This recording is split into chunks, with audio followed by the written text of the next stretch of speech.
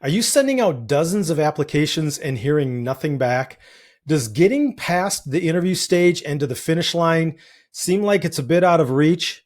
If your job search feels slow and frustrating, there's at least a possibility that you're making one of these 10 most common job search mistakes, and you might not even realize it.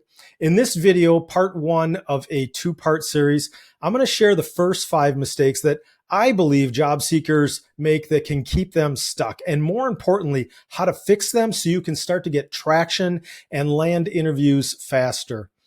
Before we dig in, my name is Doug with Career IQ, a recruiter, a business leader, a career coach who's directly helped well over 1,000 clients, and I've been quoted for career advice in multiple major publications. Be sure to check out the links in the description. There you can find out how you can get help in your job search, download some free resources from me, and find out how you can get my online training course, Fast Track Job Search Bootcamp.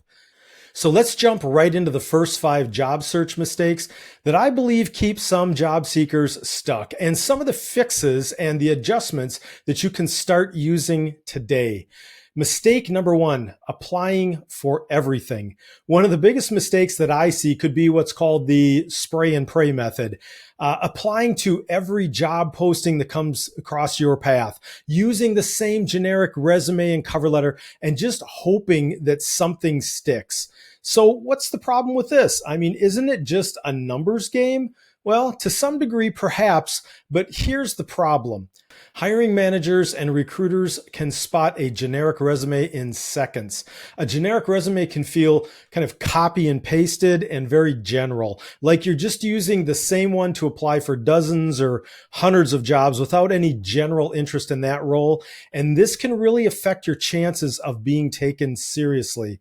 Also, taking the time to appeal to applicant tracking systems by incorporating some specific keywords of skills that you found in the job description within your resume can pay dividends. So when you blast out 50 generic applications, not only do you waste your time, but your chances of standing out, quite honestly, are almost zero. So what's the fix? Focus on quality over quantity. Instead of sending out 50 generic applications, choose 5 or 10 roles that you're really interested in and tailor your resume to each one. Align your experience with the job description, highlight your most relevant skills, and use keywords that the employers are looking for. By narrowing your focus and applying to fewer jobs more strategically, you can actually get more callbacks because you're showing employers why you're the right fit for that specific role. Mistake number 2, ignoring networking. Here's a tough truth. Most jobs aren't filled through job boards. In fact, studies would show about 70 to 80% of jobs filled are from referrals and networking. If you're only applying online and ignoring networking, you are missing out on a lot of jobs that you'll never find on the job boards. What we're talking about here are all the opportunities that never make it to a public job posting, roles that are filled internally through employee referrals or through recruiters' personal networks. So what's the fix here? Start networking strategically. Connect with people you know. Use LinkedIn. Connect with professionals at your target companies. Reach out to your alumni at your school. Even consider joining professional associations or online communities in your field. You don't have to overthink this. Networking doesn't mean that you're necessarily asking for a job right now. It means that you're building relationships, asking questions, showing interest in other people's work. Often those conversations can lead to opportunities that you would never see on a job board. Mistake number 3, a weak resume and branding. So what's a weak resume? Well, it's really one that reads more like a job description than a story of results. Personally, I've had people provide resumes to me where it appears they've literally copied and pasted their entire job description and put it into what they call a resume and send it off. This is not a good idea. Even if people try and put more effort in than that, a lot of resumes I see are simply lists of responsibilities like managed social media or handled customer service calls and so on. The problem, that doesn't really show the employer the value that you bring. So here's the fix. Turn your resume into a story that talks about your value. Rather than making it responsibility focused, highlight accomplishments. Think about what your efforts accomplished and talk about that. Whenever possible, quantify your results with things like increase sales by 20% or reduce customer wait times by 15% or managed $250,000 a year budget. And don't forget the keywords that we talked about before. While you're at it, your LinkedIn profile is part of your branding too. Make sure that it reinforces your resume and clearly communicates your strengths and what you bring. Mistake number 4, poor interview prep.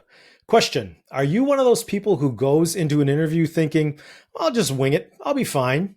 If so, you're not alone, but let me tell you, that's not a good plan. As a matter of fact, that's really not a plan at all. When you don't prepare, your answers can come across very vague and somewhat rambling.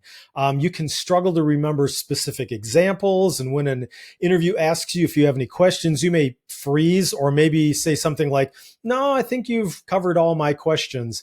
This could really prove to be a very huge missed opportunity for you that you don't realize until it's too late. So what's the fix? Simple. Prepare. This is a step that can bring great return on your investment. Take time to practice common questions, develop 3 to 5 accomplishment stories that highlight your skills. Take time to learn about the company, their culture, their current events, and don't forget to have some really good, thoughtful questions ready for the interviewer.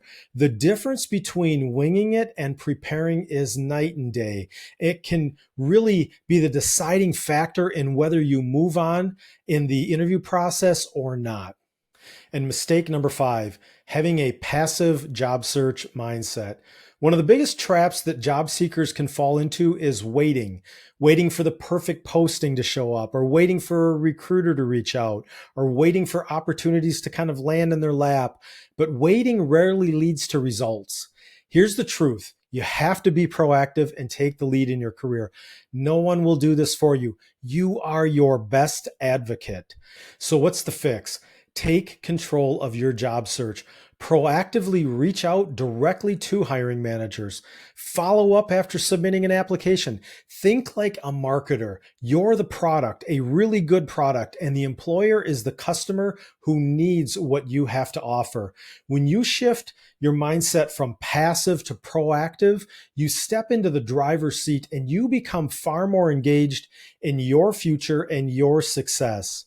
If any of these common mistakes sound familiar, don't worry. Even minor adjustments in the right direction can begin to show a real noticeable shift in your results. And remember, this is just part 1. In part 2, I'll cover the next 5 mistakes that can stall out a job search, including ones that job seekers may not even realize that they're making. And while you're here, take a moment and drop a comment below. Tell me what kind of hurdles that you've encountered in your job search. I'd love to hear from you. If you'd like more information like this to help you in your job search, be sure to like and subscribe and check out the links in the description below. There you're going to find out how to get regular insights for your job search, check out some free resources from me, and find out how to get a copy of my Fast Track Job Search Bootcamp. Thanks for watching, and I'll see you in part 2.